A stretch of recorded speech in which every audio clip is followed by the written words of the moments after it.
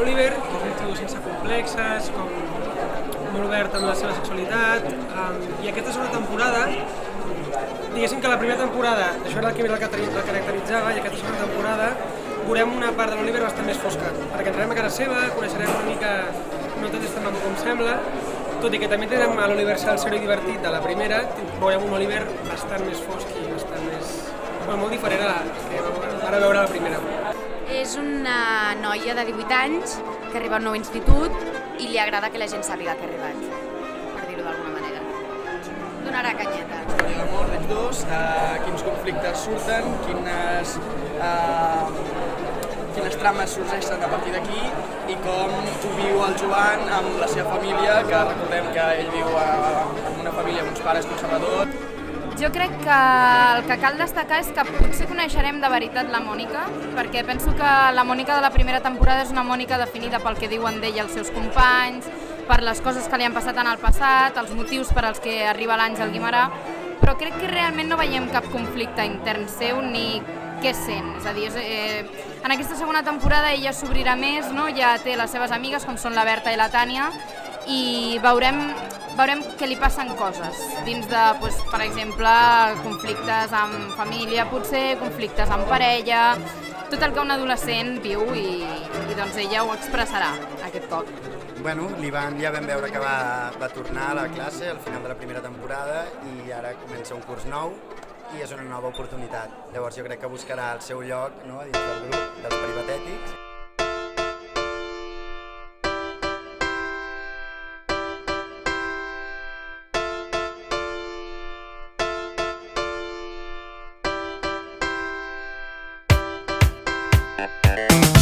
Com va anar la relació amb la seva família aquesta temporada?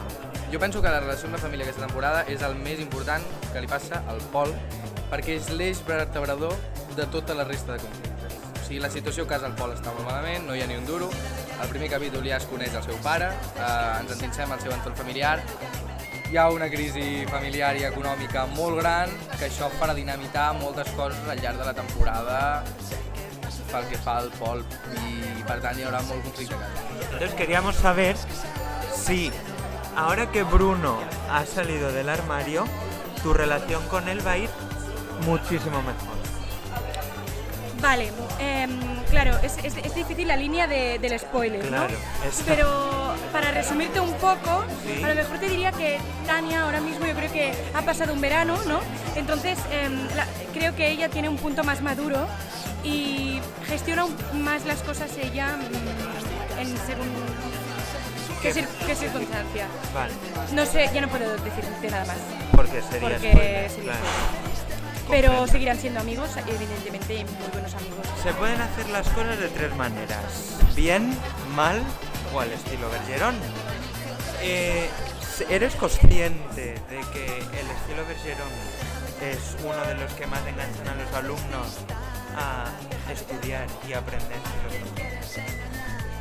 Empiezo a ser consciente de eso. No sé qué exactamente es el estilo Bergeron, aunque bueno, sí que tengo una idea. Yo no sé los alumnos o los espectadores. ¿Estás hablando de los alumnos de la serie o de los chavales de esa edad en general?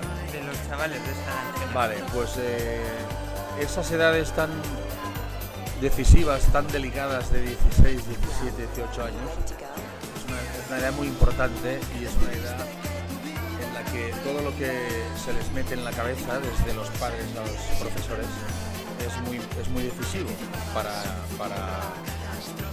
enfocar por qué línea va a seguir el alumno, porque son informaciones y maneras de hacer, maneras de enseñar que son muy definitivas para estos chavales. Entonces, bueno, esta serie ha contribuido, y este personaje, creo, no solamente a valorizar el trabajo de los profesores y a revalorizar la filosofía como asignatura, sino que la filosofía sirve para que la gente despierte un poco, a estos chavales despierten un poco, no se idioticen con tanta tecnología y con tanta tontería, y la filosofía sirve para que su capacidad de análisis, su capacidad crítica y de reflexión se ponga un poco en marcha, que es lo que le conviene a la sociedad en general y a nuestros jóvenes en particular.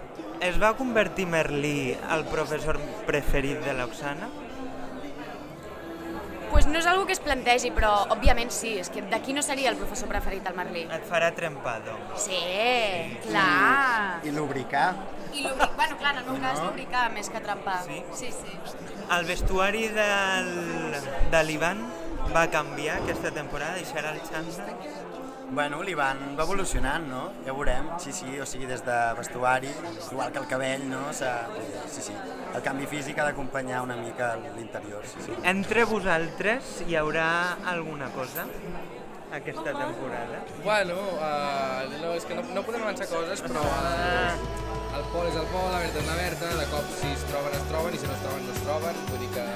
Jo crec que la temporada anterior va acabar en un punt que no tenen per què trobar-se. No tenen per què, el que sí que segur, això us puc assegurar, conserven una amistat preciosa, un entendre's d'alguna manera. Això segur i més.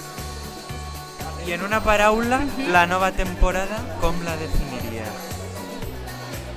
No hi ha paraula que valgui, però jo diria que al·lucinant. Inesperada. És bona la meva. Atrevida. Valenta. Heu de veure la segona temporada de Merlí perquè és millor que la primera.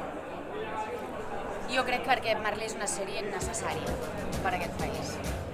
M'he sorprès llegint els guions, m'he sorprès veient els capítols sapiguent de què anaven els guions, em queden capítols per veure i estic com una nena petita desitjant veure'ls perquè crec que és addictiva, penso que el treball està molt ben fet pels meus companys, ja siguin els actors que fan de professors, pares, alumnes, hi ha un molt bon nivell i penso que funcionarà molt bé. Coralina, cap d'estudis.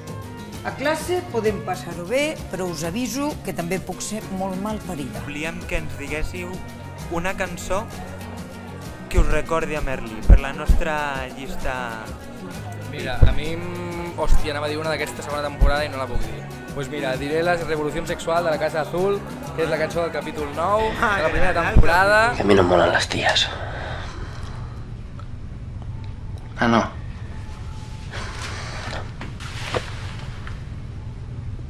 I aleshores per què t'has posat pelote?